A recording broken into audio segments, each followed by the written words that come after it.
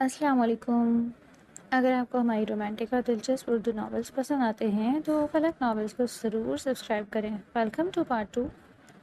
ارزان شاہ حویلی کی کشادہ لان میں تیز قدموں سے ٹہل رہا تھا، مگر اس کے اندر کی بے چینی تھمنے کا نام نہیں لے رہی تھی۔ رات کی ٹھنڈی ہوا بھی اس کے دماغ میں لگی آگ کو کم نہیں کر پا رہی تھی۔ وہ گہری سوچ میں ڈوبا ہوا تھا اور خود سے ہی سوال کر رہا تھا۔ ارزان کے ذہن میں بار بار وہی ایک چہرہ گھوم رہا تھا۔ اسے جھنجھلا کر سوچا، یہ کیسا احساس ہے؟ زباب کو تو پہلے بھی کتنی بار دیکھا ہے، لیکن وہ کبھی اتنی پیاری نہ لگی۔ یہ مجھے کیا ہو رہا ہے؟ میں کیوں اسے نظر نہیں ہٹا پا رہا؟ میں نے اسے پہلی بار تو نہیں دیکھا تھا، پھر آج ایسا کیا بدل گیا؟ وہ رک گیا اور ایک گہرا سانس لیا۔ اسی پل اس کے دل کے کسی کونے میں ایک دبی ہوئی آواز آئی۔ اس کی وہ سنہری بھوری گولڈن براؤن آنکھیں، وہ آج سے پہلے کبھی روئی تو نہیں تھی، وہ کبھی اتنی سرخ تو نہیں ہوئی تھی۔ ارزان کو اپنی بے حسی پر حیرت ہو رہی تھی۔ وہ لڑکا جو ہر لڑکی کو صرف ایک کھیل سمجھتا تھا، جسے کسی کے آنسوؤں سے کبھی فرق نہیں پڑا تھا، وہ آج اسے زباب کے رونے پر اتنا برا کیوں لگا؟ اسے ایسا کیوں محسوس ہوا جیسے وہ آنسو زباب کی آنکھوں سے نہیں بلکہ اس کے اپنے دل پر گرے ہوں؟ اس نے اپنی آنکھیں موند لیں تو پھر سے زباب کا وہ سفید فراک میں لپٹا ہوا سراپا سامنے آ گیا۔ اسے یاد آیا کہ کیسے وہ اپنی معصومیت کے ساتھ وہاں بیٹھی تھی اور کیسے اس کی ایک جھلک نے ارسلان کے ہوش اڑا دیے۔ اسے اپنی پلے بوائے والی زندگی اچانک کھوکھلی لگنے لگی۔ وہ لڑکی جس کا رشتہ اس کے اپنے سگے بھائی سے طے ہو رہا تھا، وہ اسے اس قدر متاثر کیوں کر گئی؟ ارسلان بھی اسی سوچ و بچار میں تھا کہ اسے محسوس ہوا جیسے وہ کسی دلدل میں اتر رہا ہو۔ اسے اپنی آکسیجن واقعی کم ہوتی محسوس ہو رہی تھی۔ اسے ڈر لگنے لگا تھا کہ کہیں یہ وہ سچا پیار تو نہیں جس کا وہ اب تک مذاق اڑاتا آیا تھا، اور وہ بھی اس لڑکی سے جو اب اس کے بھائی کے منگیتر بننے جا رہی تھی۔ نہیں ارزان، وہ تمہاری بھابھی بننے والی ہے، ہوش میں آ جاؤ۔ اس نے خود کو سمجھانے کی کوشش کی، مگر زباب کی وہ روتی ہوئی آنکھیں اس کے عزم کو کمزور کر رہی تھی۔ مشال شاہ۔ ارزان اب ان ہی گہرے خیالوں میں الجھا ہوا تھا کہ اچانک اس کے موبائل میں گھنٹی بجی۔ اسکرین پر عنایہ بی بی لکھا دیکھ کر ارزان اپنے خیالوں سے باہر آیا اور ایک ہلکی سی عادت مسکراہٹ کے ساتھ کال اٹھائی۔ ہیلو بی بی، اس نے مخلصی پلے بوائے والے لہجے میں کہا۔ مخصوص۔ دوسری طرف سے عنایہ کی شوق آواز آئی۔ کدھر ہو جان؟ آئی مسڈ یو سو مچ۔ موسم بھی کتنا رومانٹک ہے نا؟ ارسلان نے ایک ٹھنڈی سانس بھری اور آسمان کی طرف دیکھا جہاں بادل نظر آ رہے تھے۔ ہاں جانو، موسم تو واقعی بہت رومانٹک ہے، عنایہ نے تھوڑا اور قریب ہوتے ہوئے کہا۔ آ جاؤ میری کزن کے فلیٹ میں، میں وہی ہوں اور وہ آج گھر پہ نہیں ہے۔ ارسلان نے اپنی پرانی عادت کے مطابق مسکرا کر جواب دیا۔ لوکیشن بھیجو بی بی، میں حاضر۔ ارسلان نے تیزی سے اپنی کار کی چابی اٹھائی اور حویلی کی دہلیز پار کر کے باہر کی طرف نکل گیا۔ وہ خود کو ان پریشان کن خیالوں سے دور لے جانا چاہتا تھا جو زباب کی وجہ سے ان کے دل میں پیدا ہو رہے تھے۔ اسے لگا کہ عنایہ کے پاس جا کر وہ شاید ان سنہری بھوری آنکھوں کا زہر توڑ سکے گا، لیکن اسے نہیں معلوم تھا کہ وہ زخم ایسے ہوتے ہیں جن کا مرہم دوسری عورتوں کی قربت میں نہیں ملتا۔ ارسلان لوکیشن پر پہنچا اور بیل بجائی۔ دروازے پر ہی عنایہ کھڑی تھی، جو سیاہ شرٹس اور چھوٹے سے بلاؤز میں قیامت ڈھا رہی تھی۔ ان کی ملاقات کو ابھی ایک ہفتہ ہی ہوا تھا، مگر عنایہ ارسلان کے ذہن میں مکمل گرفتار ہو چکی تھی۔ یہ ان کے اکیلے میں پہلی ملاقات تھی، اور ارسلان جو ہمیشہ سے حسن کا پجاری رہا، اس نازک کلی کو آج بھرپور عورت بنانے کا ارادہ رکھتا تھا۔ ابھی ارسلان اندر کی طرف قدم بڑھاتا ہی تھا کہ عنایہ نے اسے موقع ہی نہ دیا اور خود اس کے لبوں پر جھک گئی، جیسے اس کی سانسیں ہی پی لینا چاہتی ہو۔ اسے والہانہ بوس و کنار کی حالت میں وہ دونوں فلیٹ کے اندر داخل ہوئے اور عنایہ نے پیچھے ہاتھ کر کے دروازے کی کنڈی لگا دی۔ ارسلان کے لیے سب کچھ اس کی اپنی فتح جیسا تھا۔ اس نے ایک فاتحانہ مسکراہٹ کے ساتھ عنایہ کو اپنی باہوں میں اٹھایا اور صوفے کی طرف بڑھ گیا۔ اگرچہ ارسلان اس کی قربت میں کھونا چاہتا تھا، مگر اس کے لاشعور کے کسی کونے میں اب بھی زباب کہ وہ سنہری بھوری آنکھیں دستک دے رہی تھی۔ وہ یہاں عنایہ کے ساتھ تھا، مگر اس کا ذہن اب بھی حویلی کے اس منظر میں اٹکا ہوا تھا جہاں زباب رو رہی تھی۔ ارسلان نے جھٹک کر اس کا خیال کو دور کیا اور اپنی پوری توجہ عنایہ پر مرکوز کرنے کی کوشش کی تاکہ وہ اس بے چینی سے نجات پا سکے جو اسے مسلسل بحال کر رہی تھی۔ ارسلان نے عنایہ کے قریب جھک کر اس کے کان میں آہستہ سے سرگوشی کی۔ پہلے کبھی کیا ہے؟ عنایہ نے نفی میں سر ہلایا۔ ارسلان نے اس کی آنکھوں میں دیکھتے ہوئے پوچھا۔ پھر آج کیوں؟ عنایہ نے حیا سے اپنی آنکھیں جھکا لی اور دھیمی آواز میں بولی، کیونکہ میں تم سے محبت کرتی ہوں، because I love you. Arslan کے لبوں پر ایک فاتحانہ مسکراہٹ آئی۔ اس نے آہستہ سے اس کے بلاؤز کو جسم سے جدا کیا اور اس کے تراشیدہ سینے پر جھک گیا۔ عنایہ صرف 19 سال کی تھی اور ایک انجوئی لڑکی۔ ارسلان کو اور کیا چاہیے تھا؟ وہ تو ویسے بھی ایسے ہی لڑکیوں کی تلاش میں رہتا تھا جو پہلے کبھی کسی کے لمس سے واقف نہ ہو۔ عنایہ کا پدر بہت پیارا تھا اور اس کی رنگت گلابی مائل۔ وہ ایک بے حد حسین لڑکی تھی جو اس وقت ارسلان کے سامنے ڈھیر ہو چکی۔ ارسلان نے اس کی نزاکت کا بھرپور فائدہ اٹھایا اور اس رات اس کو اس کے لیے یادگار بنانے کے ارادے اسی غربت میں کھو گیا۔ جہاں ارسلان اس وقت عنایہ کی باہوں میں اپنی بے چینی مٹانے کی کوشش کر رہا تھا، وہیں شاہ حویلی میں ذباب اب بھی اپنی قسمت پر آنسو بہا رہی تھی۔ اسے نہیں معلوم تھا کہ جس شخص کے لیے اس کا دل دھڑکتا ہے وہ اس وقت کسی اور کی دنیا روشن کر رہا ہے۔ سمیر بھی اپنے کمرے میں پریشان ٹہل رہا تھا کیونکہ منگنی کی تاریخ طے ہو چکی تھی اور اسے سمجھ نہیں آ رہا تھا کہ وہ وجدان شاہ کے اس فیصلے سے کیسے نکلے۔ ارسلان کے لمس میں بلا کی مہارت تھی۔ وہ اس کے ہاتھ جب عنایہ کے جسم کی گہرائی میں رقص کرنے لگے تو عنایہ کے ہوش و حواس جواب دے گئے۔ وہ ارسلان کی اس بے باکی پر ساکت رہ گئی تھی جبکہ ارسلان کی شوق نگاہیں اس کے سراپے کا طواف کر رہی تھی۔ ارسلان نے آہستہ سے اس کا شارٹس بھی اتار دیا اور اب عنایہ مکمل طور پر اس کے سامنے بے نقاب تھی۔ ارسلان نے ایک فاتحانہ اور بھرپور شوق نگاہ اس پر ڈالی۔ وہ واقعی قیامت ڈھا رہی تھی۔ عنایہ کی نزاکت اور اس کا اچھوتا پن ارسلان کے خون کی گردش کو تیز کر رہا تھا۔ ارسلان کے ہاتھ اب بھی عنایہ کے جسم کی گہرائیوں میں مگن تھے جبکہ اس کے تپتے ہوئے لب عنایہ کے سینے پر جھک چکے تھے جبکہ وہ اپنی پیاس بجھانے کی کوشش کر رہا تھا۔ عنایہ کے منہ سے دبی دبی سسکیاں نکل رہی تھیں۔ وہ اس لذت اور کرب کی ملے جلے احساسات سے ناواقف تھی مگر ارسلان کے لمس نے اسے جیسے کسی اور ہی دنیا میں پہنچا دیا۔ ارسلان نے اس رات عنایہ کو مکمل طور پر اپنی گرفت میں لے لیا تھا۔ وہ اسے اس اچھوتے پن سے نکال کر عورت ہونے کے احساس سے روشناس کروا رہا تھا۔ ارسلان خود کو عنایہ کی گہرائیوں میں اتارنے لگا۔ آج وہ خود بھی نہیں آیا تھا بلکہ اسے بلایا گیا تھا اور یہی احساس اس کے مردانہ روح کی مہمیز دے رہا تھا۔ کوئی خاص جنون کے ساتھ عنایہ کے وجود کو پامال کر رہا تھا۔ پوری رات ارسلان اپنی غربت اور وحشت اس معصوم کلی پر نچھاور کرتا رہا۔ عنایہ نے درد اور شدت کی وجہ سے کئی بار مزاحمت کی، اسے روکنے کی کوشش کی لیکن ارسلان کے سر پر تو جیسے خون سوار تھا۔ وہ ایک جھٹکے سے رکا اور تپتی ہوئی آواز میں بولا، کیوں بیبی، تم نے خود ہی بلایا تھا مجھے، اب ایسے کرو گی تم؟ عنایہ کے پاس کوئی جواب نہ تھا۔ وہ سسک کر خاموش ہو گئی۔ ارسلان کا جنون تھمنے کا نام ہی نہیں لے رہا تھا۔ وہ اسے اپنی ہوس کی آگ میں جھلساتا رہا۔ جب فجر کی اذان کی آواز گونجی تو ارسلان تھک ہار کر بیڈ پر سیدھا لیٹ گیا۔ اس کے ماتھے پر پسینے کی بوندیں چمک رہی تھیں۔ اس نے اپنا موبائل اٹھایا جو رات بھر ایک خاص زاویے پر رکھا ہوا تھا۔ جب اس نے اسکرین دیکھی تو وہاں ویڈیو بن رہی تھی۔ ارسلان کے لبوں پر ایک معنی خیز فاتحانہ مسکراہٹ آئی۔ اس نے بڑی مہارت سے وہ تمام منظر قید کر لیے تھے جو عنایہ کی زندگی تباہ کرنے کے لیے کافی تھے۔ عنایہ وہیں نڈھال اور بے سدھ لیٹی ہوئی تھی۔ اسے خبر بھی نہیں تھی کہ جس شخص کو وہ اپنی محبت سمجھ رہی ہے اس نے اس کی پاکیزگی کے ساتھ ساتھ اس کی عزت کا سودا بھی ریکارڈ کر لیا۔ ارسلان ویسے ہی اٹھا اور واش روم چلا گیا۔ پورے گھنٹے بعد باہر آیا اور اب وہ جانے لگا۔ عنایہ ویسے ہی لیٹی تھی۔ اس نے شرماتے ہوئے پوچھا، کیسا لگا؟ ارسلان مڑا اور اس کی نظر بیڈ پر گئی جو خون آلود ہو چکا تھا۔ اس نے محسوس کیا کہ وہ لڑکی ٹھیک کہہ رہی تھی، اس سے پہلے کسی نے اسے چھوا نہیں مگر اس لڑکی میں اب بھی کوئی شرم نہ تھی۔ وہ بنا کپڑوں کے وہاں بیٹھی تھی۔ ارسلان نے سپاٹ لہجے میں صرف ایک لفظ بولا، اچھا۔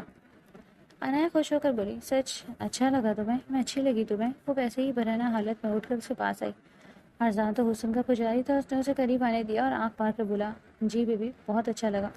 عنایہ سے گلے لگ گئی، بولی، لو یو ارسلان، تم جب چاہو یہاں آ سکتے ہو، یہاں میری کزن اور اس کا بوائے فرینڈ ہوتے ہیں۔ ارسلان نے اوکے کہا اور چشمہ لگا کر نکلنے لگا۔ جاتے جاتے عنایہ نے ہچکچاتے ہوئے کہا، ارسلان جب یہ سب لڑکا لڑکی کرتے ہیں تو میں نے دیکھا ہے کہ لڑکے بہت ناز اٹھاتے ہیں۔ ارسلان نے آئی برو اوپر کی اور طنزیہ لہجے میں بولا، وہ تم نے میاں بیوی دیکھے ہوں گے بیبی، ایسے تو تم نے بلایا تھا مجھے اور محنت میں نے کی، حساب برابر۔ یہ کہہ کر وہ وہاں سے نکل گیا۔ پیچھے عنایہ کو اس کی تلخ حقیقت کا احساس دلاتے ہوئے کہ اس کے لیے یہ سب صرف ایک کھیل تھا۔ ارسلان جب حویلی واپس آیا تو اس کے وجود میں بلا کی تھکن تھی۔ وہ کسی سے میرے بغیر سیدھا اپنے کمرے میں چلا گیا اور ملازم کو کافی لانے کا کہہ کر بستر پر ٹھہر ہو گیا۔ ارسلان نے اپنی زندگی میں بہت سی لڑکیوں کے ساتھ وقت گزارا لیکن حیرت انگیز طور پر عنایہ کے ساتھ گزاری کی رات اسے کوئی خاص خوشی نہ دے سکی۔ وہ جسمانی طور پر تو وہاں تھا لیکن اس کا دماغ کسی اور ہی سے بھٹک رہا تھا۔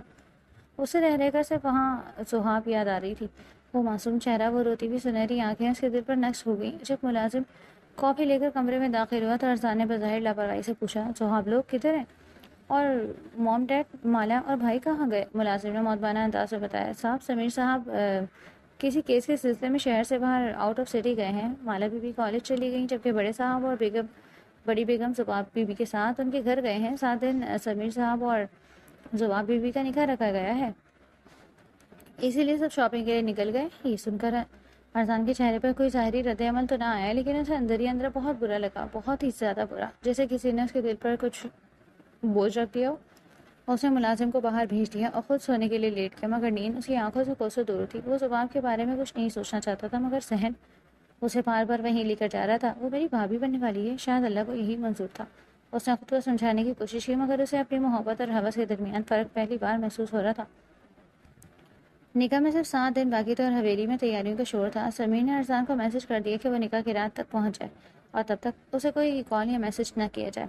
سب مطمئن تھے کہ سمیر وقت پر آ جائے گا، مگر سمیر اس وقت جس کشمکش میں تھا اسے کوئی واقف نہ تھا۔ 2 دن پہلے جب سمیر غصے میں حویلی سے نکلا اور زیادہ سیدھا فلیٹ پہنچا تو وہاں پریشی کی جگہ دروازہ ایک ایسی لڑکی نے کھولا جسے دیکھ کر سمیر کی آنکھیں کھلی کی کھلی رہ گئیں۔ وہ لڑکی بھلا کی حسین تھی، اتنی حسین کہ سمیر کو اپنی محبوبہ پریشی کے اس کے سامنے پھیکی لگنے لگی۔ سمیر نے حیرت سے پوچھا، پریشی کدھر ہے؟ اس لڑکی نے معصومیت سے جواب دیا، او تو آپ سمیر ہیں، آ جائیے، پریشی تو حویلی گئی ہے، میرے بھائی کی شادی ہے، اس کی بہن سے ہو رہی ہے تو وہ وہاں مصروف ہے۔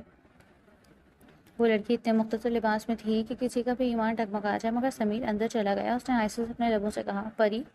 لڑکی کو لگا وہ پریشی کا ذکر کر رہا ہے، مگر سمیر کی نظریں اس اجنبی لڑکی پر جمی تھی۔ اس کا نام پوچھا تو وہ بولی، میرا نام انایا ہے، گھر والوں سے لڑائی کی وجہ سے آج کل یہیں رہ رہی ہوں۔ پچھلے 2 دنوں سے سمیر وہیں ٹھہرا ہوا تھا۔ آج انایا بہت بری طرح رو رہی تھی۔ سمیر کے بار بار پوچھنے پر اس نے سسکتے ہوئے ساری سچائی اگل دی۔ میں ایک لڑکی سے پیار کرتی ہوں، میں نے ہی اس کے ساتھ رات گزاری، میں نہیں گناہ گار ہوں، اب مجھے اس کی ضرورت ہے، مگر وہ کسی اور کو پسند کرتا ہے۔ سمیر کو پہلے تو اس لڑکے پر غصہ آیا، مگر جب اسے پتہ چلا کہ اس کی لڑکی نے بلوایا تو چپ کر گیا۔ سمیر کو انایا کی نادانی پر غصہ آنے لگا۔ وہ انایا کو حوصلہ دے کر خود سونے چلا گیا۔ انایا کو ارزان نے اسے صاف بتا دیا تھا کہ وہ اب یہ چھوڑ چکا اور اس کے ساتھ نہیں رہ سکتا، تو سمیر کو انایا کی نادانی پر غصہ آنے لگا۔ وہ انایا کو حوصلہ دے کر خود سونے چلا گیا۔ جب صبح سمیر کی آنکھ کھلی اور وہ کمرے سے باہر آیا تو اس کے پیروں تلے سے زمین نکل گئی۔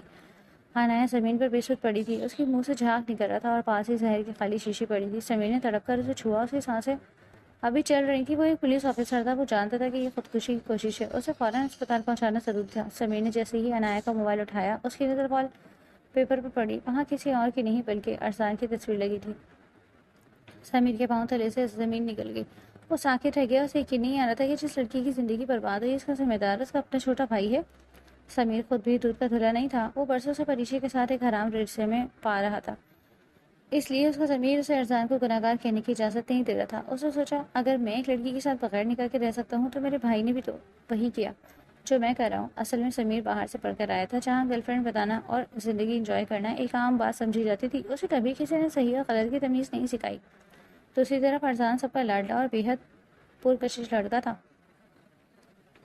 لڑکیاں خود اس پر فدا ہوتی، جب لڑکی خود کو پیش کر رہی ہوتی تو ارزان جیسا لڑکا پیچھے کیوں ہٹتا؟ یہی وہ منافقت ہے جہاں انسان کو اپنا آپ ہمیشہ ٹھیک لگتا ہے اور وہ پوری دنیا کو غلط سمجھتا ہے۔ دونوں بھائی اسی دلدل میں دھنسے ہوئے تھے، مگر اس وقت سمیر کو اپنی پارسائی یاد نہیں آ رہی تھی، اسے صرف اس پری کی فکر تھی جو موت اور زندگی کی کشمکش میں تھی۔ سمیر جو خود گناہوں کی دلدل میں تھا، آج ایک اجنبی لڑکی کے لیے رو رہا تھا۔ وہ پولیس آفیسر جو مجرموں کے ساتھ چٹان ہوتا، آج آئی سی یو کے باہر ٹوٹا ہوا بیٹھا تھا۔ اسی لمحے ڈاکٹر باہر نکلا، اس کے چہرے پر سنجیدگی تھی۔ سمیر تڑپ کر اٹھا، ڈاکٹر وہ کیسی ہے؟ ڈاکٹر نے لمبا سانس لیا اور کہا، اگلے 24 گھنٹے اس لڑکی کے لیے بہت مشکل ہیں، زہر اس کے جسم میں پھیل چکا، ہم اپنی پوری کوشش کر رہے ہیں، آپ دعا کریں۔ سمیر کے پاس اب دعاؤں کے سوا کچھ بھی نہیں تھا۔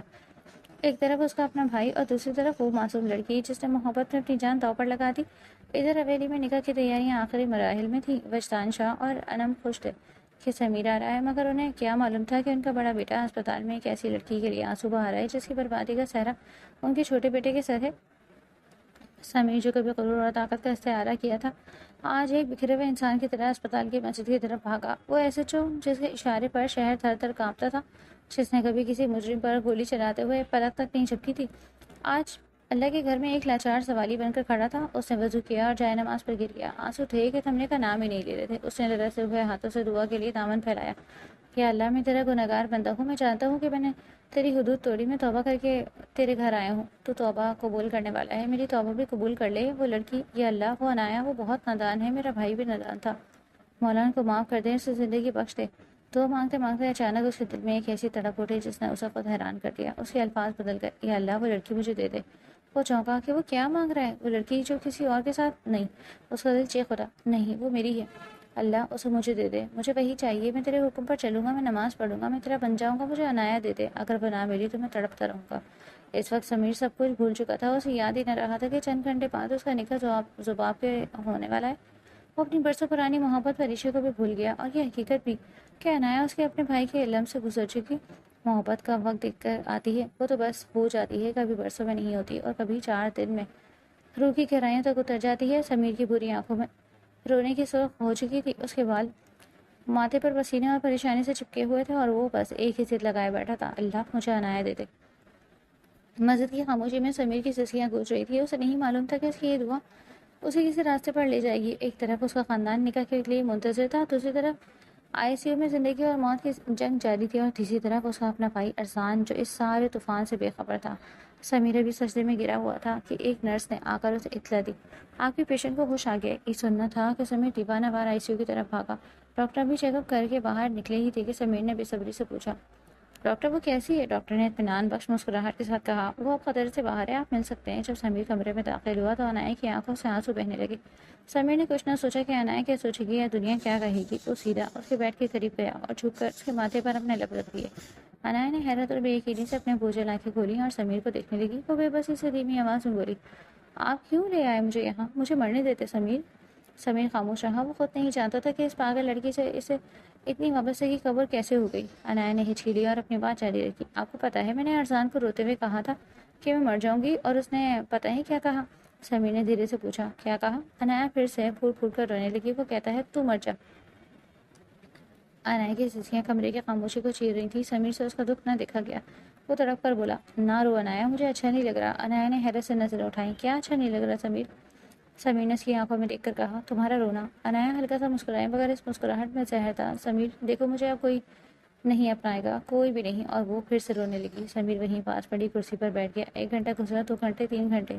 وہ مسلسل سوچتا رہا. ایک طرف اس کا خاندان، اس کا عہدہ، اس کا بھائی اور وہ نکاح جو چند گھنٹوں بعد ہونا تھا، اور دوسری طرف یہ ٹوٹا ہوا وجود. 3 گھنٹے بعد سمیر کرسی سے اٹھا اور آہستہ سے انایا کی بیڈ کی طرف بڑھا. اس کی آنکھوں میں ایک عجیب سا عذاب تھا. سمیر نے ایک لمبا اور گہرا سانس لیا. اس کی نظریں انایا کے مرجھائے ہوئے چہرے پر جمی تھیں. اس نے نہایت سنجیدگی سے پوچھا، کیا تم مجھ سے نکاح کرو گی؟ انایا کی آنکھیں حیرت سے پھیل گئی. اسے اپنی سماعت پہ یقین نہیں آ رہا تھا. وہ لڑکا جو اس کی زندگی کی ساری گندگی، اس کے گناہ اور اس کی حقیقت سے واقف تھا، وہ یہ کہہ رہا تھا. کیا بول رہے ہو سمیر؟ تم میرے جیسی لڑکی سے کیوں نکاح کرو گے جبکہ تم تو پریشا سے محبت کرتے ہو؟ انایا الجھتے ہوئے بولی. سمیر نے نفی میں سر ہلا دیا اور اس کا لہجہ بہت پرسکون تھا. نہیں انایا، میں کسی سے محبت نہیں کرتا، نہ پریشا سے اور نہ اس لڑکی سے جو گھر پہ میرا انتظار کری ہے. کل میرا نکاح ہے، لیکن ان دونوں کو دیکھ کر کبھی میرے دل میں نکاح کا خیال نہیں آیا. تمہیں دیکھ کر آیا ہے. اس نے انایا کا ہاتھ تھامنے کی کوشش کی اور جذباتی ہو کر بولا، اگر تم مل جاؤ گی تو میں اللہ سے وعدہ کرتا ہوں کہ انایا، میں یہ گناہوں والی دنیا اور دکھاوا سب کچھ چھوڑ کر اللہ کا ہو جاؤں گا. تم مل جاؤ، میں سب چھوڑ دوں گا. انایا شوق کی حالت میں سمیر کو دیکھ رہی تھی. اس کی سمجھ میں نہیں آ رہا تھا کہ اس کی قسمت کا کیسا کھیل ہے. ایک وہ تھا جس کے سامنے وہ تڑپ تڑپ کر جان دے رہی تھی اور اس نے مڑ کر نہیں دیکھا، اور دوسرا یہ تھا جو اس کے لیے اپنا سب کچھ داؤ پر لگانے کو تیار تھا. ابھی وہ اس شش و پنج میں تھی کہ سمیر کی آواز ایک بار پھر کمرے میں گونجی، مگر اس بار اس کی آواز میں ایک عجیب سی لرزش اور دکھ تھا. ارسلان میرا چھوٹا بھائی ہے. یہ سنتے ہی انایا کے دن بدن میں جیسے بجلی توڑ گئی. اس کا جسم کانپنے لگا. جس شخص کے ہاتھوں وہ برباد ہوئی، جس نے اسے مرنے کا مشورہ دیا، وہ سمیر کا سگا چھوٹا بھائی تھا. وہ شخص جو اب اس کا شوہر بننا چاہتا تھا، وہ اس کا گنہگار کا بھائی تھا. سمیر کے لہجے میں ایک عجیب سی کاٹ اور سچائی تھی. وہ ایک پولیس آفیسر تھا اور حقائق کو چھپانا اس کی فطرت میں نہیں تھا. اس نے انایا کی آنکھوں میں دیکھ کر دو ٹوک الفاظ میں کہا، انایا، میں تمہیں کوئی اچھا یا برا نہیں کہوں گا، لیکن اپنے بھائی کے مقابلے میں کچھ نہیں سنوں گا. تو ہم نے ایسے محبت کی تھی، اس نے کبھی تم سے شادی کا دعویٰ نہیں کیا. میں اپنے بھائی کو جانتا ہوں. وہ لڑکا خود سے کبھی کسی کے پیچھے نہیں جاتا. میں اب دعا کروں گا کہ اللہ اسے ہدایت دے. میں اپنے بھائی کے کارناموں پر پردہ نہیں ڈالوں گا. بس یہی کہوں گا کہ تم بھی برابر کی گنہگار ہو. میرے بھائی پر انگلی اٹھانے سے پہلے سوچ لینا کہ تم خود اس کے پاس گئی تھی. سمیر رکا. اس کی آواز میں اب نرمی اور حقیقت بھر آئی. میں بس تم سے محبت کر بیٹھا ہوں. میں نے آج نماز پڑھی. تم مجھے اللہ سے جوڑ گئی ہو پری. مجھے تم سے نکاح کرنا ہے. تم بتاؤ، کرو گی مجھ سے نکاح؟ سمیر کی بات بالکل سچی تھی. اکیلا ارسلان کو نکار نہیں تھا. انایا نے بھی اپنی مرضی سے وہ حدیں پار کی تھی. انایا نے کچھ دیر سوچا، پھر سمیر کی اس دیوانگی اور سچائی کے آگے ہار مان گئی. انایا نے آہستہ سے کہا، میں نکاح کے لیے تیار ہوں. ایک طرف سمیر اور انایا کا فیصلہ ہو چکا تھا، دوسری طرف شاہ حویلی میں شادی کا جشن عروج پر تھا. اگلی رات سمیر اور زباب کا نکاح تھا. ارسلان، وجدان اور انم سب خوش تھے. سمیر اب واپس آتا ہی ہوگا. انہیں کیا معلوم تھا کہ سمیر جس پری کو لے کر آ رہا ہے وہ ان کی تمام ارمانوں کو خاک میں ملا دے گی.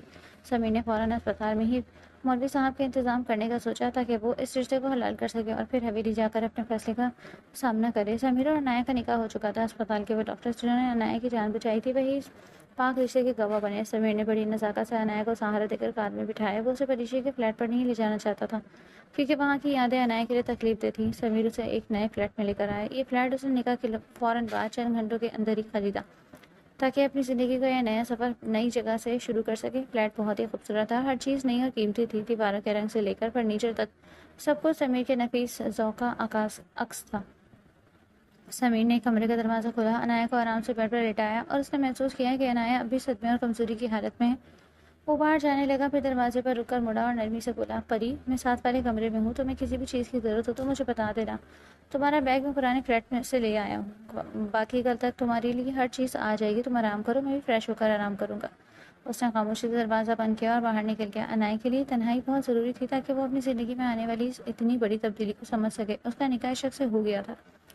شاہ حویلی میں اس وقت خوشیوں کا سما ہونا چاہیے تھا، مگر فضا میں ایک عجیب سی گھٹن اور بے چینی پھیلی ہوئی تھی۔ عرصان، جو ہمیشہ ہنستا مسکراتا اور محفل کی جان ہوتا تھا، پچھلے 3 راتوں سے سویا نہیں تھا۔ اس نے خود کو بہت سمجھایا، بہت کوشش کی، مگر اس کا دل زباب کے بغیر رہنے کو تیار نہیں تھا۔ وہ زباب جسے اپنی بھابھی کے روپ میں تصور بھی نہیں کر پا رہا تھا، کیونکہ بھابیاں تو ماؤں جیسی ہوتی ہیں، اور عرصان کے دل میں زباب کے لیے کچھ اور ہی جذبات جنم لے چکے تھے۔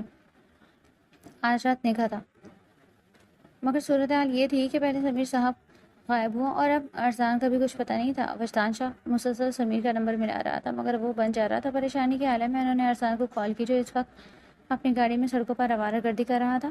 باپ کی آواز میں گھبراہٹ سن کر وہ فوراً حویلی پہنچ گیا۔ حویلی میں اس وقت سالم، نگہت خالہ اور علیان موجود تھے۔ سب کے چہروں پر فکر کے آثار تھے، کیونکہ دولہے کا کوئی اتا پتہ نہیں تھا۔ دوسری طرف زباب اپنے کمرے میں دولہے بننے تیار بیٹھی تھی، دلہن بننے کے لیے، مگر اس کی ماں نین تارا وہاں موجود نہیں تھی۔ سب نے بہت اصرار کیا، مگر نین تارا نے صاف انکار کر دیا۔ مجھے شادیاں اٹینڈ کرنا پسند نہیں، کیونکہ ایک شادی نے مجھ سے میری پوری فیملی چھین لی۔ اب مجھے ان تقریبات سے ڈر لگتا ہے۔ سارم نے بھی زیادہ اصرار نہیں کیا اور نین تارا نے زباب کو ڈھیروں دعائیں دے کر رخصت کیا تھا۔ سارم کی بیٹی کا آج نکاح تھا، مگر جس سے نکاح ہونا تھا وہ سمیر لاپتہ تھا۔ اگر کوئی زباب کے کمرے میں جا کر دیکھتا تو وہ گولو مولو سی گڑیا مسلسل رو رہی تھی، اس کا خروسی جوڑا اس کے آنسوؤں سے بھیگ رہا تھا۔ وہ جسے اپنی پہلی اور آخری محبت سمجھتی تھی، یعنی عرصان، آج اسے وہ بھابھی کہہ کر پکارنے والا تھا۔ اسے کیا معلوم تھا کہ وہ خود عرصان بھی ایسی آگ میں جل رہا ہے جس میں وہ بھسم ہو رہی تھی۔ رات کے 10 بج رہے تھے اور حویلی کے دالان میں چہمگوئیاں شروع ہو چکی تھیں۔ لوگ ایک دوسرے کے کان میں سرگوشی کر رہے تھے کہ نکاح میں اتنی دیر کیوں ہو رہی ہے، دلہا کہاں ہے۔ وجدان شاہ کی عزت داؤ پر لگی تھی، مگر قدرت نے پس پردہ کچھ اور ہی لکھا تھا۔ دروازہ کھلا، وجدان شاہ، سالم اور علیان کے ساتھ مولوی صاحب کمرے میں داخل ہوئے۔ وجدان شاہ کے چہرے پر ایک عجیب سی سختی اور سکون تھا، جسے انہوں نے کوئی بڑا فیصلہ کر لیا ہو۔ انہوں نے بہت بلند آواز میں کہا، مولوی صاحب، نکاح شروع کریں۔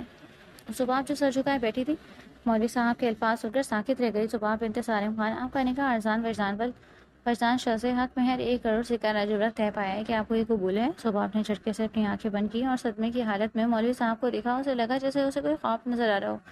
جب کافی دیر تک زباب کی آواز نہ نکلی تو مولوی صاحب نے دوبارہ وہی کلمات دہرائے۔ سالم خان نے اپنی بیٹی کے سر پہ شفقت سے ہاتھ رکھا اور دھیمی آواز میں کہا، بتاؤ بیٹا، مولوی صاحب کچھ پوچھ رہے ہیں۔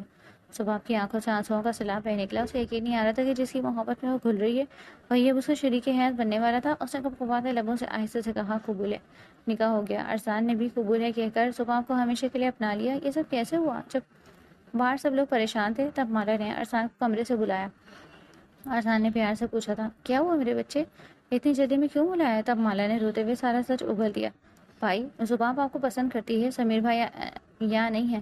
شاید اللہ بھی یہی چاہتا ہے کہ زباب کی شادی آپ سے ہو۔ پلیز بھائی، اسے شادی کر لیں۔ وہ تب سے رو رہی ہے جب سے اسے سمیر بھائی کے ساتھ رشتے کا پتہ چلا۔ عرصان، جو لڑکیوں کے دل توڑنے کے لیے مشہور تھا اور کسی کو محبت کو اہمیت نہیں دیتا تھا، مالا کی بات سن کر سن رہ گیا۔ اسے احساس ہوا کہ جس لڑکی کو وہ اپنی تڑپ بنا چکا ہے وہ تو پہلے ہی اس کے عشق میں فنا ہے۔ وہ باہر آیا اور سیدھا باپ سے کہا، ڈیڈ، میں نکاح کرنا چاہتا ہوں زباب سے۔ حالات ایسے تھے کہ وجدان سے انکار نہ کر سکے، اور یوں وہ گولو مولو سی گڑیا ہمیشہ کے لیے عرصان کی ہو گئی۔ سچ کہتے ہیں کہ کسی کی تہجد بھی قبول نہیں ہوتی اور کسی کی قسم بھی قبول ہو جاتی ہے۔ یہ سب قسمت کے کھیل ہیں۔ وہ عرصان، جو کبھی کسی کا نہیں ہوا تھا، آج اپنی محبت کا قیدی بن چکا۔ اللہ نے اس کا دل نہیں توڑا، بلکہ اسے وہ دے دیا تھا جس کی اس نے تمنا کی تھی، مگر ایک مختلف راستے سے۔ سب لوگ رخصت ہو چکے تھے اور حویلی پر ایک پرسکون خاموشی چھائی ہوئی تھی۔ زباب کو عرصان کے کمرے میں بٹھا دیا گیا تھا، جہاں وہ اکیلی اپنی قسمت کی اس سنہری فیصلے پر حیران تھی اور پریشان بھی تھی۔ عرصان نکاح کے فوراً بعد ہی حویلی سے نکل گیا۔ اس کے دل میں جذبات کا ایسا طوفان تھا کہ اسے تنہائی کی ضرورت تھی۔ وہ سڑکوں پر آوارہ گردی کرتا رہا، ٹھنڈی ہوا کے جھونکوں میں اپنی جیت کا احساس سمیٹتا رہا۔ جب فجر کی اذانیں گونجنے لگی تب وہ واپس حویلی پہنچا۔ عرصان دبے قدموں اپنے کمرے میں داخل ہوا۔ سامنے بیڈ پر زباب بھاری عروسی جوڑے میں ملبوس بیڈ سے ٹیک لگائے سو چکی تھی۔ اس کا معصوم چہرہ نیند میں اور بھی پیارا لگ رہا تھا۔ عرصان پاس صوفے بیٹھ گیا اور اپنی اس گڑیا کو نظر بھر کر دیکھنے لگا۔ اس کے ذہن میں بس ایک ہی خیال گردش کر رہا تھا، کیا ایسے بھی محبت مل جاتی ہے؟ وہ سوچنے لگا کہ وہ تو کبھی اللہ کے حضور سجدریز نہیں ہوا، کبھی دین کی طرف قدم نہیں بڑھایا، پھر بھی اس کے رب نے اس کی بن مانگی مراد پوری کر دی، اسے اس زبان سے نواز دیا جسے وہ اپنی بھابھی کے روپ میں دیکھنے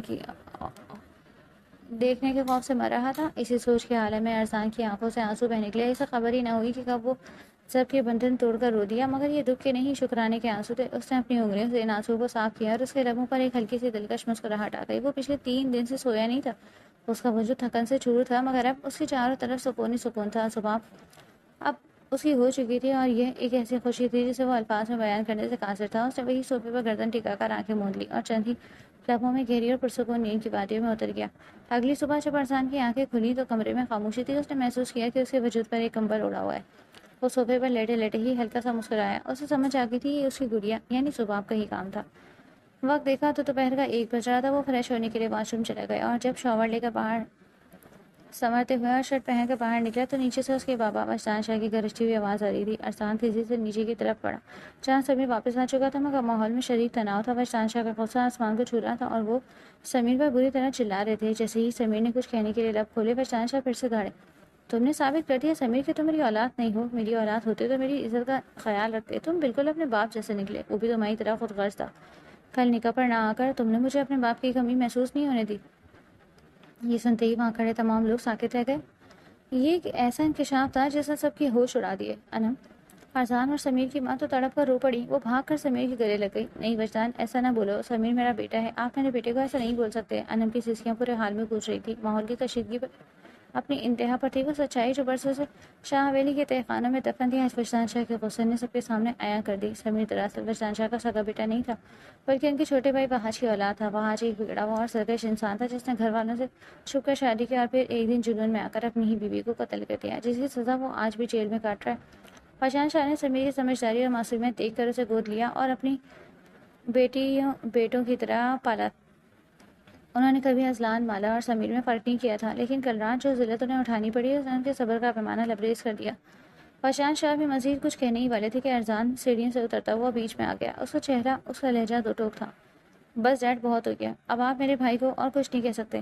آپ پوچھے تو صحیح، وہ ایک ایسے جو ہے، بہت سے کام ہو سکتے ہیں، آپ بھائی کو سمجھ کیوں نہیں رہے؟ ڈیڈ، میرا بھائی سب کچھ کر سکتا ہے لیکن وہ آپ سے غداری نہیں کر سکتا، وہ آپ کے لیے ایک سچا انسان۔ سمیر نے حیرت اور محبت بھری نظروں سے اپنے چھوٹے بھائی کو دیکھا۔ ارسلان لاکھ پرس ہی، ایاز ہی، لیکن اس وقت جس طرح وہ اپنے بڑے بھائی کے سامنے ڈھال بن کر کھڑا تھا، سمیر کا دل اپنے بھائی کے لیے تڑپ اٹھا۔ وجدان شاہ دھاڑے، تم چپ کرو ارسلان، تمہیں کسی بات کا پتہ نہیں ہے۔ اگر کل میرا ایک اور بیٹا نہ ہوتا، اگر تم اچانک شادی کے لیے راضی نہ ہوتے تو میری عزت کا تو دیوالیہ نکل گیا تھا۔ ارسلان نے نرمی مگر مضبوطی سے جواب دیا، لیکن ڈیڈ ایسا ہوا تو نہیں نا، سب سمجھ گیا۔ وجدان شاہ غصے میں پیر پٹکتے ہوئے اپنے کمرے کی طرف چلے گئے۔ پیچھے لاؤنج میں ایک کوجل خاموشی چھوڑ گئے تھے۔ اب وہاں سے انم، سمیر، ارسلان، مالا اور سباب رہ گئے تھے۔ سمیر اب بھی وہیں کھڑا تھا، اس کی نظریں اپنے بھائی ارسلان پر جمی تھی۔ وہ سوچ رہا تھا کہ اس کا بھائی کتنا بدل گیا، یہ شاید وہ اسے کبھی سمجھ ہی نہیں پایا تھا۔ اسے ارسلان پر بہت پیار آ رہا تھا، لیکن اسے یہ بھی معلوم تھا کہ جیسے ہی وہ عنایہ کا ذکر کرے گا، یہ سارا پیار ایک نئے طوفان میں بدل جائے گا۔ صبح دور کھڑی اپنے شوہر ارسلان کو دیکھ رہی تھی، جس نے کل رات اس کی لاش رکھی اور آج اپنے بھائی کی لاش رکھ رہا ہے۔ سمیر ایک ایسا بھائی تھا جو چاہ کر بھی ارسلان کے لیے اپنے دل میں نفرت پیدا نہیں کر پا رہا تھا۔ اسے عنایہ سے محبت تھی اور اب اس کی بیوی تھی، لیکن ارسلان اس کا مان تھا، اس کا سب سے قریبی دوست۔ سمیر نے کبھی باہر کوئی دوست اس کے لیے نہیں بنایا، کیونکہ اس کی دنیا اس کے چھوٹے بھائی ارسلان کے گرد گھومتی تھی۔ سمیر نے اپنے تڑپتی ہوئی ماں انم کو گلے لگایا، پھر ارسلان کے گلے ملا اور الوداع کہہ کر حویلی سے نکل گیا۔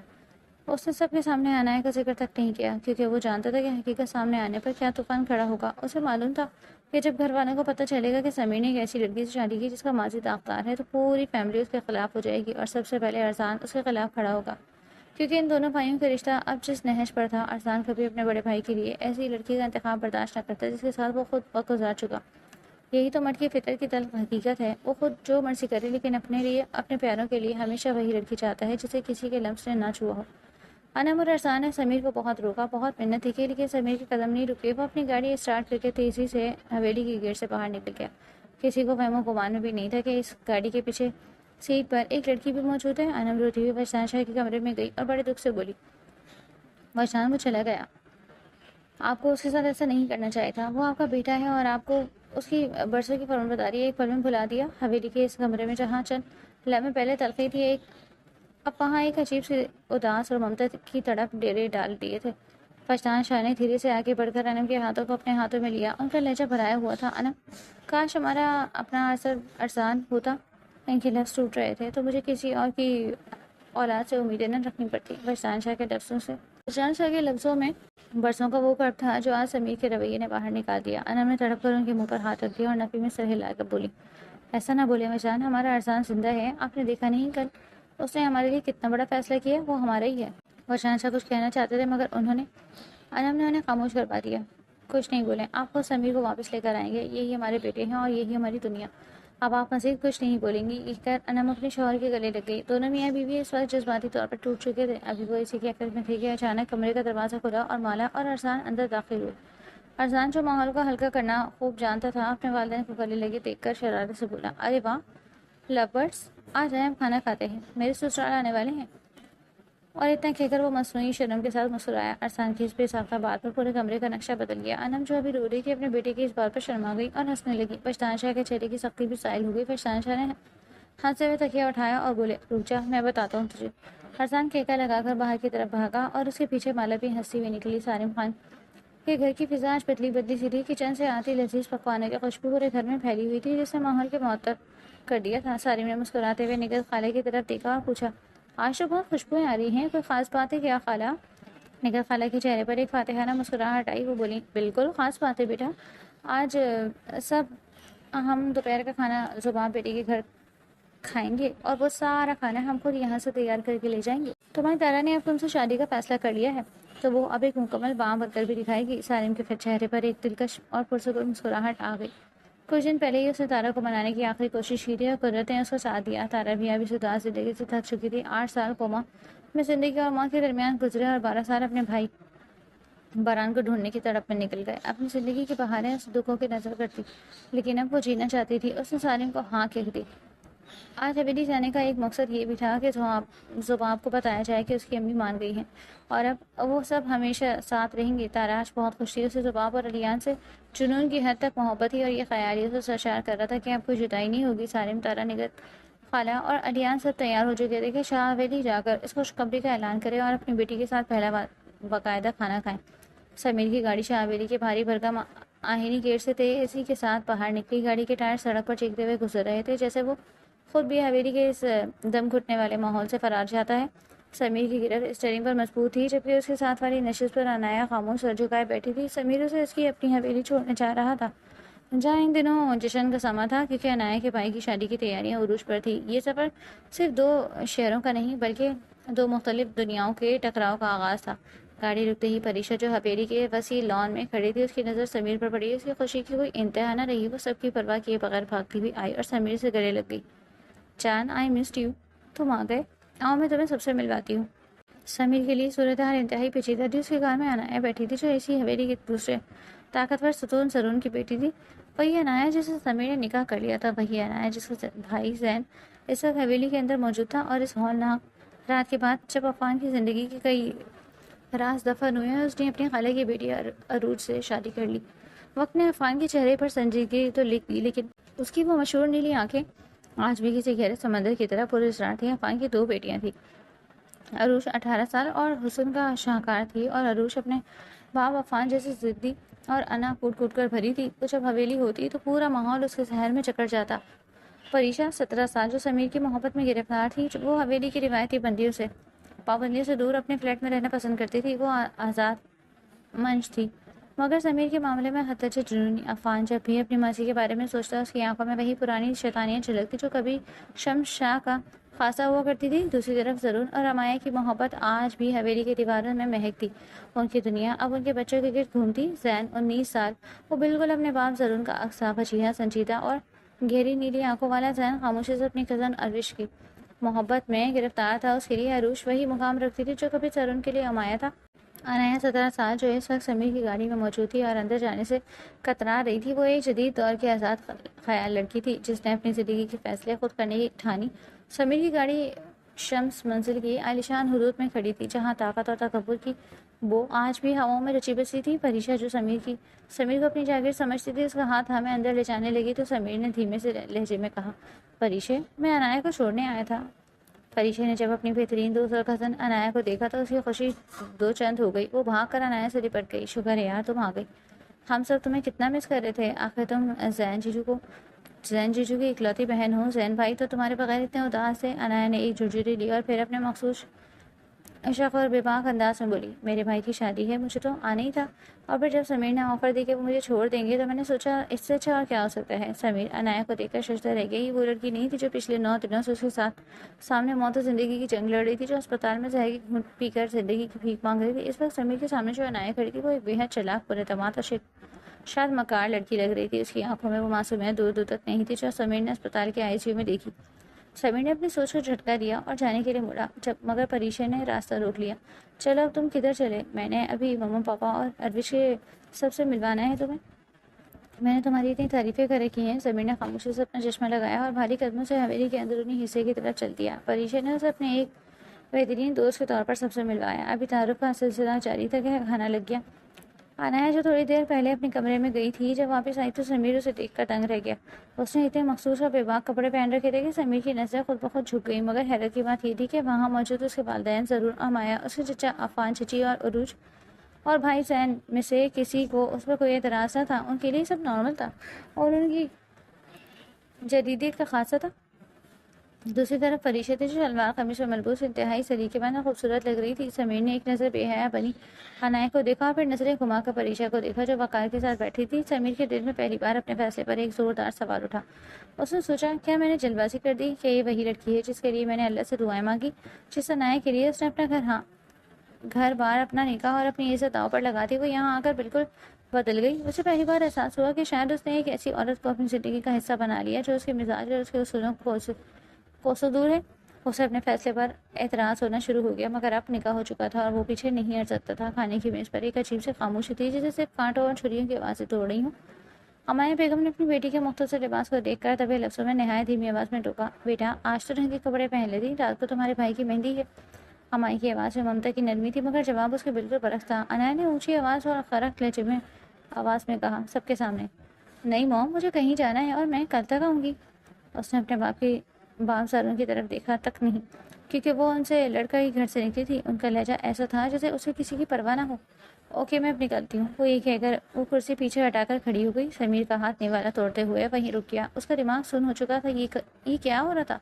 وہ لڑکی جس کے لیے اس نے اپنی پوری زندگی داؤ پر لگا دی، جو اس کی نکاحی بیوی تھی، وہ اپنے والدین اور خاندان کے سامنے اتنی بدتمیز اور بے باک تھی، اور سب سے بڑھ کر یہ کہ وہ سمیر کو بتائے بغیر کہیں جانے کی بات کر رہی تھی۔ سمیر کی حیرت اور پریشانی دیکھ کر پریشا اس کی طرف جھکی اور سرگوشی میں بولی، سمیر کھانا کھاؤ، ایلا ایسی ہی ہے، تھوڑی موڈی ہے، اسے پاکستان کی روایتی سے کوئی لینا دینا نہیں۔ سمیر نے جھنجھلا کر پوچھا، ایلا؟ یہ ایلا کون ہے؟ پریشا نے حیرت سے اسے دیکھا اور پھر دھیمی آواز میں بتایا، تمہیں نہیں پتا؟ میری کزن کا نام ایلا ہے۔ کیا مطلب؟ میں انایا کی بات کر رہا ہوں، سمیر نے الجھتے ہوئے کہا۔ پریشا نے مسکرا کر وضاحت کی، جی میں اسی کی بات کر رہی ہوں، میری تائی جان امایا کرسچن تھی اور ایلا بھی بالکل اپنی ماما پر گئی ہے، صرف زین بھائی اور ضرور چچو مسلمان ہیں۔ یہ سننا تھا کہ سمیر کی سر پہ جیسے حویلی کی چھت آ گری ہو، اس کے پیروں تلے سے زمین نکل گئی۔ جس لڑکی کو مسلمان سمجھ کر اللہ کا واسطہ دے کر توبہ کی نیت سے نکاح میں لایا، وہ تو مسلمان ہی نہیں تھی۔ سمیر کے دماغ میں وہ تمام باتیں گھومنے لگیں جو اس نے انایا کے لیے اللہ سے کی تھیں۔ اس نے تو اللہ سے وعدہ کیا تھا کہ پری مل جائے گی تو وہ دنیا چھوڑ دے گا، مگر یہاں تو حقیقت کچھ اور ہی تھی، اور وہ ایک ایسی لڑکی کے نکاح کے بندھن میں بن گیا تھا جس کا مذہب، جس کا نام اور جس کی سوچ اس سے کوسوں دور تھی۔ انایا ایلا اپنی گاڑی کی چابی اٹھا کر ہال سے باہر نکل گئی، جبکہ سمیر وہیں بت بنا بیٹھا رہا۔ اسے اپنی زندگی کی سب سے بڑی غلطی کا احساس ہو رہا تھا۔ اسے سمجھ آ گیا تھا کہ ارزان نے اسے کیوں چھوڑا اور وہ کیوں اس کے لیے سنجیدہ نہیں تھا۔ کھانے کی میز پر بیٹھے تمام لوگ ابھی سمیر کو روکنے کی کوشش کر رہے تھے، لیکن اس کے کانوں میں جیسے سائیں ہو رہی تھی۔ وہ بنا کسی کی پرواہ کیے تیزی سے کرسی کے پیچھے ہٹا کر اٹھا اور باہر کی طرف لپکا۔ انایا ایلا بھی اپنی گاڑی کے پاس پہنچی ہی تھی کہ سمیر کی گرجدار آواز نے اسے روک لیا۔ اس کا لہجہ غصے اور صدمے سے کانپ رہا تھا۔ یہ کیا بدتمیزی انایا، تم میرے ساتھ ایسا کیسے کر سکتی ہو؟ اگر تمہارا نام ایلا تھا تو مجھے انایا کیوں بتایا، اور اپنے باپ کا نام بھی غلط بتایا کہ تم کسی رحمان کی بیٹی ہو؟ سمیر کے پیروں تلے سے زمین نکل گئی۔ اسے احساس ہوا کہ SHO ہونے کے باوجود اسے کتنی صفائی سے بیوقوف بنایا گیا تھا۔ اس نے اپنی تفتیشی مہارتیں استعمال کرنے کے بجائے اپنی جذبات اور ہمدردی کو ترجیح دی، جس کا نتیجہ یہ نکلا کہ اس نے ایک ایسی لڑکی سے نکاح پڑھوایا جس نے اپنا نام، مذہب اور شجرہ تک غلط بتایا۔ قانونی اور شرعی لحاظ سے تو یہ نکاح سرے سے ہوا ہی نہیں تھا، کیونکہ بنیادی جھوٹ پر تھی۔ ایلا مڑی اور اس کے لبوں پر ایک ایسا تنزیہ کہکا گونجا جو حویلی کے گیٹ تک سنائی دیا۔ جو ہنستے ہوئے بولی، تمہیں اب سمجھ آئی؟ میں نے یہ سب اس لیے کیا کیونکہ مجھے تمہارا پیارا بھائی ارسلان پسند آ گیا تھا اور میں اسے حاصل کرنے کے لیے کسی بھی حد تک جا سکتی تھی۔ تمہیں تو میں نے بس ایک سیف پیسج کے طور پر استعمال کیا تاکہ میں واپس اس حویلی تک پہنچ سکوں اور اپنا انتقام پورا کر سکوں۔ سمیر کی چیخوں میں کرب و غصے کی ایسی ملی جلی کیفیت تھی کہ حویلی کی دیواریں لرز اٹھی۔ وہ دھاڑا، تم ایسا کیسے کر سکتی ہو؟ تمہیں اندازہ بھی ہے کہ تم نے کیا کیا؟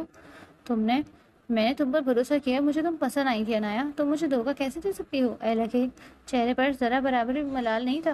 وہ اپنی نیلی آنکھوں میں طنزیہ چمک لیے سمیر کے مقابلے آ کھڑی ہوئی اور اسے بھی اونچی آواز میں چلائی، کیونکہ مجھے کوئی بھی مت ہمیشہ کے لیے نہیں چاہیے۔ تمہارے اس بھائی ارسلان کو پتہ چل گیا تھا کہ جو بیڈ پر خون تھا وہ فرضی فیک تھا، اسے سچ معلوم ہوتا ہے۔ اس نے مجھے تھپڑ مارا اور چھوڑ کر چلا گیا۔ وہ سمیر کے ایک قدم اور قریب آئی، اس کی آنکھوں میں حقارت بازی تھی۔ پھر تم آئے، جب تم پریشا سے ملنے اس کے فلیٹ پر آئے، تب میں نے تمہیں پہلی بار دیکھا تھا۔ میں جانتی تھی کہ تم ارسلان کے بڑے بھائی ہو، وہی بھائی جسے وہ عبادت کرتا ہے، جس پر وہ اپنی جان وارتا ہے۔ اسی پل میرے دماغ میں شیطانی منصوبہ آیا۔ میں نے سوچا کہ اگر میں ارسلان کو نہیں پا سکی تو اس کی سب سے قیمتی چیز یعنی تمہارا بان چھین لوں۔ ایلا نے طنزیہ انداز میں سمیر کا چہرہ کا جائزہ لیا اور نہایت بے باکی سے بولی، میں نے خود کو اس طرح پیش کیا کہ تم مجھ پر فدا ہو جاؤ، لیکن تم تو نامرد نکلے سمیر، تم نے تو مجھے ہاتھ تک نہیں لگایا۔ اس نے ہی زہریلا کہکا لگایا اور جاری رکھا، میرا بدلہ پورا ہوا۔ اب وہ ارسلان جو خود کو بہت بڑا کھلاڑی سمجھتا تھا، وہ ساری زندگی پچھتائے گا جب وہ اپنے مثالی بڑے بھائی کو میری وجہ سے جوگی بنا دیکھے گا۔ سمیر کو ساری چال سمجھ آ رہی تھی، اس کے بھائی کو بھی ٹریپ کیا گیا تھا، مگر ارسلان پر وقت حقیقت پا گیا۔ سمیر نے اسے جھنجھوڑ کر پوچھا، پھر تم نے زہر کیوں کھایا تھا؟ اگر تم ارسلان سے محبت نہیں کرتی تو جان دینے کی کیا ضرورت تھی؟ ایلا نے شیطانی مسکراہٹ کے ساتھ جواب دیا، اوہ وہ میرا بوائے فرینڈ جس مجھ سے بات نہیں کر رہا تھا اس لیے کھایا تھا، بس غلطی سے زہر کی مقدار تھوڑی زیادہ ہو گئی۔ خیر اب تو میں بچ گئی ہوں، اب چلو راستہ چھوڑو میرا۔ وہ اپنی گاڑی میں بیٹھ کر فراٹے بھرتی نکل گئی اور سمیر وہیں ساکت کھڑا رہ گیا۔ اسے لگا جیسے کائنات کی ہر چیز اس کا مذاق اڑا رہی ہو۔ وہ مرد جو پوری رات اس خوشی میں نہیں سویا تھا کہ اس کا نکاح ہو گیا اور اسے زندگی کا مقصد مل گیا، اب آج اپنی اوقات پر کھڑا تھا۔ لوگ کہتے ہیں کہ صرف مرد جسم کے پھوکے ہوتے ہیں، لیکن کوئی سمیر سے پوچھے جس کا پالا ایک ایسی عورت سے پڑا تھا جس نے اپنے کھیل کے لیے مقدس رشتوں، مذہب اور انسانیت تک کو داؤ پر لگا دیا۔ سمیر نے بوجھل قدموں سے اپنی کار نکالی، اس کا دل ٹوٹ چکا تھا، وہ زخمی تھی لیکن اسے ٹوٹ کر بکھرنا نہیں تھا، اس کے ساتھ ایک بہت بڑا اسکیم ہوا تھا۔ وہ اپنی کار دوڑاتے ہوئے اپنی آخری پناہ گاہ کی طرف چل دیا۔ پارٹ 3 جلد آئے گا۔ شکریہ۔